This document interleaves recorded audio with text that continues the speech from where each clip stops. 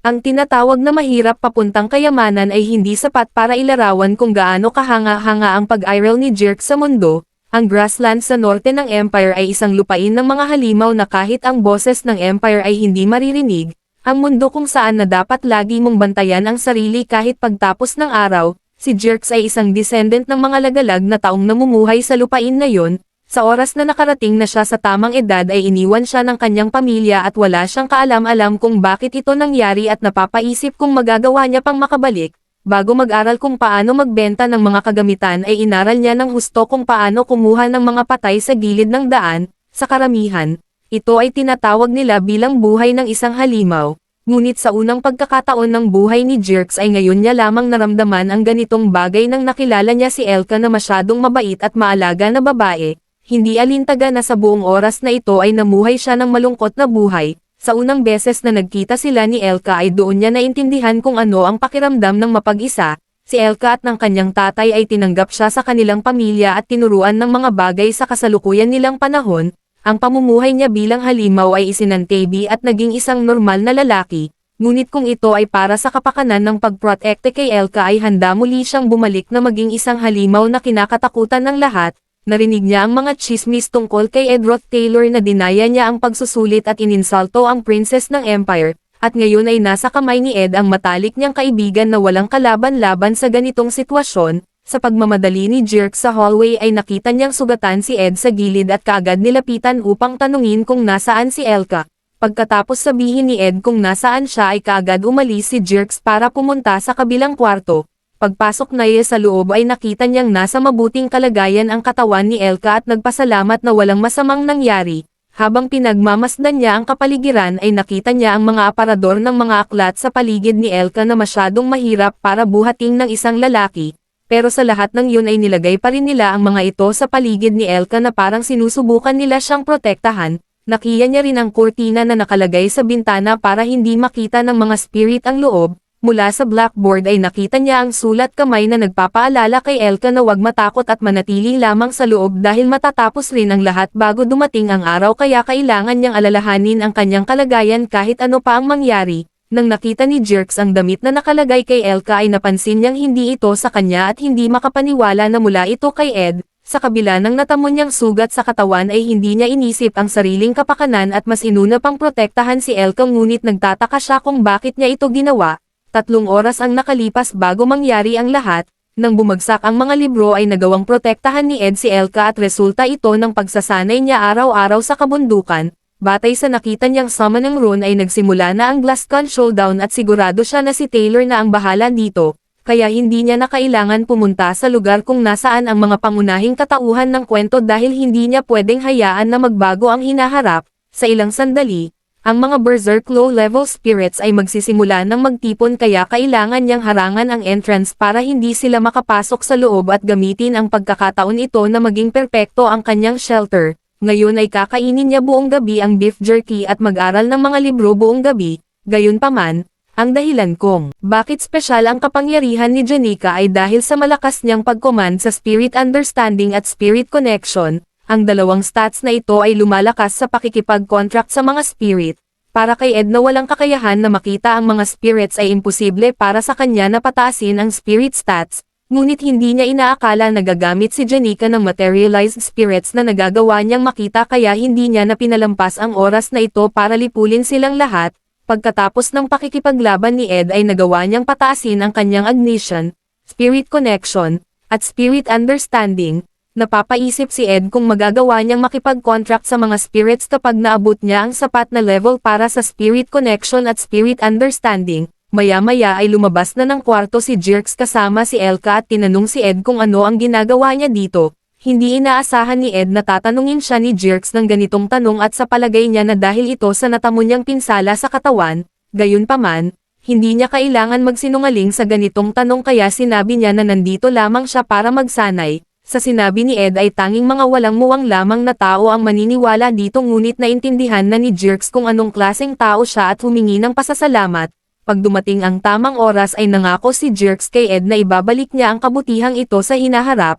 tulad ng inaasahan ni Ed ay masyadong mahalaga para kay Jerk si Elka kahit muntik niya na itong makalimutan dahil hindi siya masyadong importante upang gumawa ng eksena sa kwento.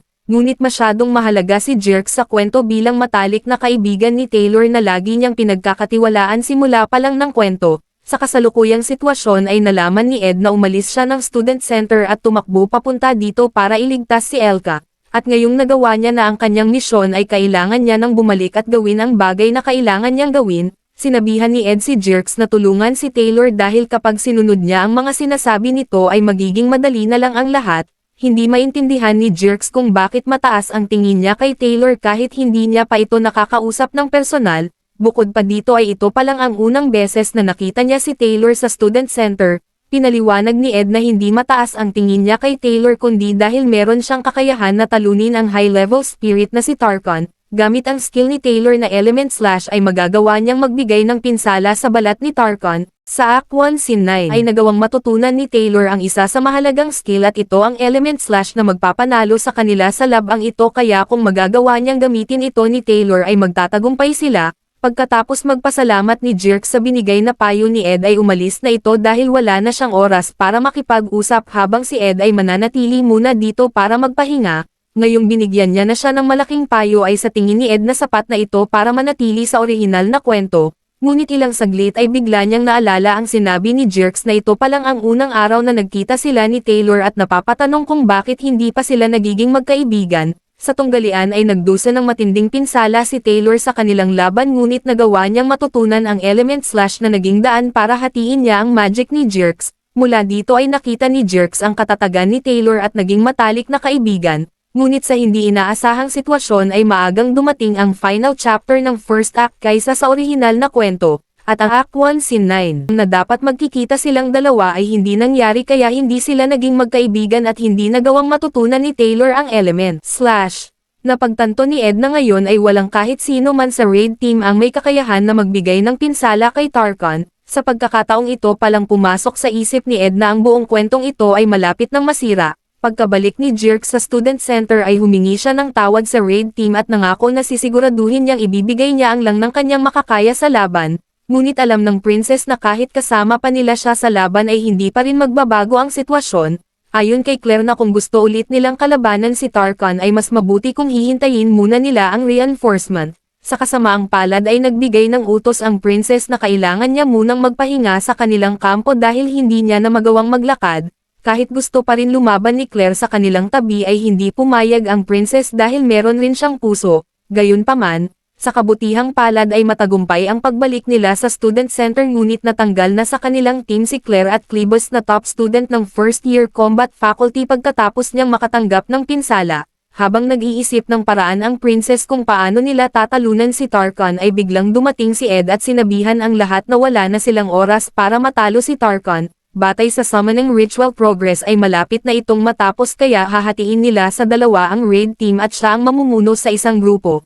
Ito na sana ang huling bagay na gusto niyang gawin ngunit wala na siyang choice kaya simula ngayon ay mangangialam na siya sa kwento. Hindi nagustuhan ni Cleebus ang sinabi ni Ed at tinanong kung inaakala niyang isa lamang itong laro.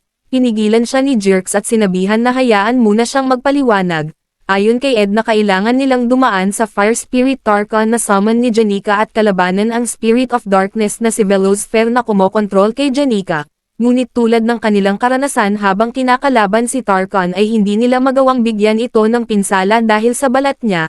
Sa plano ni Ed ay hindi na nila kailangan kalabanan si Tarkon dahil kapag nakuha na ng isang team ang atensyon ni Tarkon ay magsisimula ng pumasok ang isa pang team sa combat training grounds upang pigilan si Janika. Hindi pumayag si Lortel sa naging plano ni Ed dahil maswerte lamang silang nakaalis habang nilalabanan si Tarkon. Tinanong ni Lortel kung ano ang mangyayari kapag nabigo ang isang grupo na kunin ang atensyon ni Tarkon at simulang habulin ang isang grupo na papasok sa likod, at kapag hindi sumangayon sa kanila ang tadhana ay katapusan na ng dalawang grupo kaya masyadong mataas ang panganib kapag pinagpatuloy nila ang plano. Sinabihan ni Ed si Lortel na masusukat niya lamang ang panganib kapag meron pa silang pagpipilian at ang pinakamahalaga na kailangan nilang gawin sa huli ay talunin si Janika upang mawalan ng lakas si Tarkon. Ngunit ang problema nila ay kung sino ang isang grupo na haharap kay Tarkon.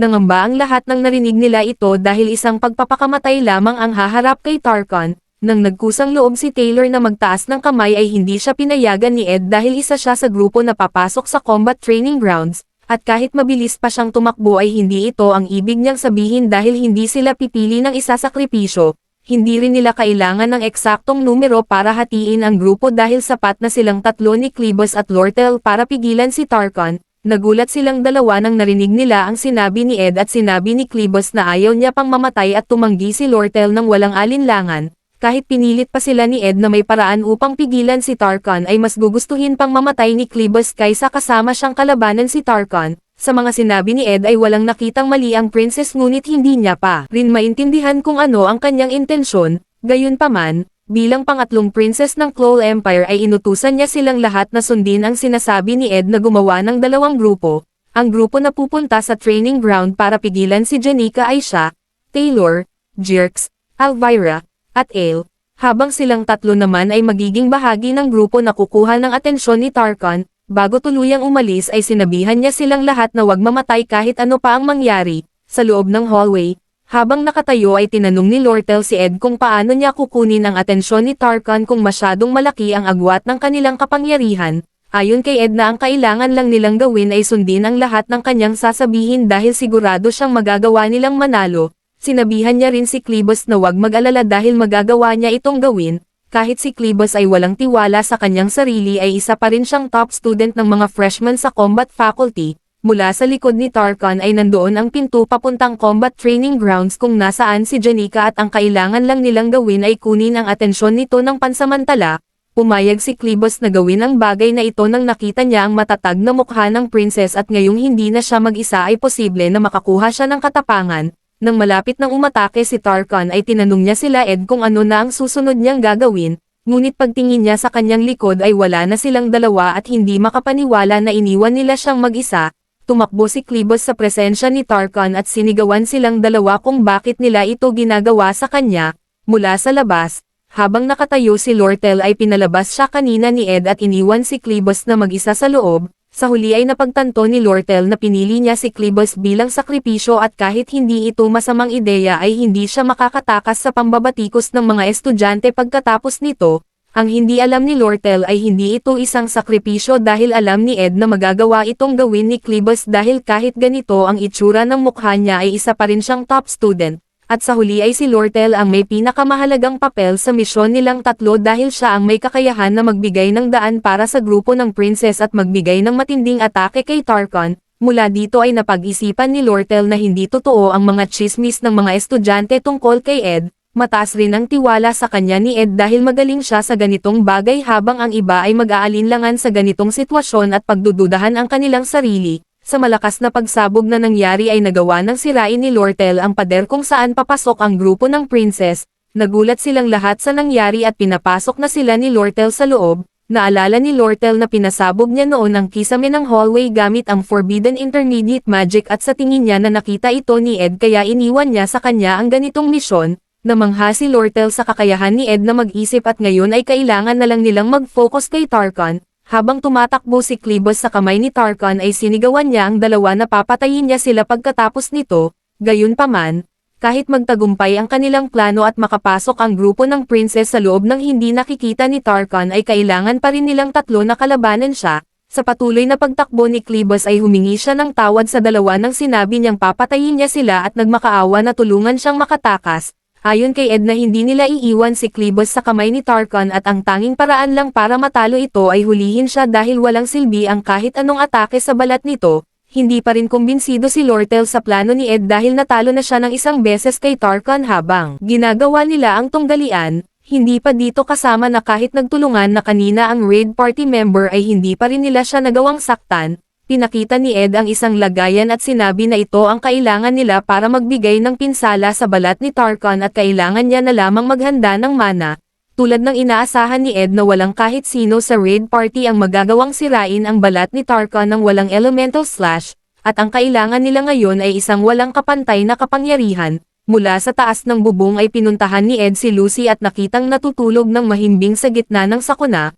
Meron lamang kaunting tao ang sumubok na tapusin ang additional achievement ng laro ngunit ilang beses niya na itong tinapos. Ngayong wala nang mapupuntahan si Lucy para matulog dahil nasira ang shelter ay pumunta siya sa bubong kung saan lagi siyang natutulog. Ang dahilan kung bakit natutulog pa rin siya hanggang ngayon ay dahil hindi siya kasama sa kasalukuyang kwento. Nang nakita ni Belle na wala sa magandang kondisyon si Jenica ay nagalit siya nang dahil dito kaya ginamit ni Lucy ang lahat ng kanyang magic para tumakbo at nakatulog, bagaman ito ang paraan ng laro para alisin ang makapangyarihan na tao sa senaryo. Maya-maya ay biglang nagising si Lucy nang naamoy niya ang beef jerky at sinungalngal ito ni Ed sa kanyang bibig. Pagkatapos nito ay binato niya si Lucy sa destinasyon kung nasaan si Tarkan para kalabanan ito. Naiyak na lang si Lucy sa ginawa ni Ed at sa sobrang inis ay gumamit siya ng high-level divine punishment para atakihin si Tarkan. Sa sobrang lakas ng atake ni Lucy ay nagsanhi ito ng matinding pagsabog na ikinagulat ng dalawa sa baba at kaagad naglagay ng barrier para protektahan ang sarili. Para kay Ed ay ito ang pinakamahalagang sandali ng lahat.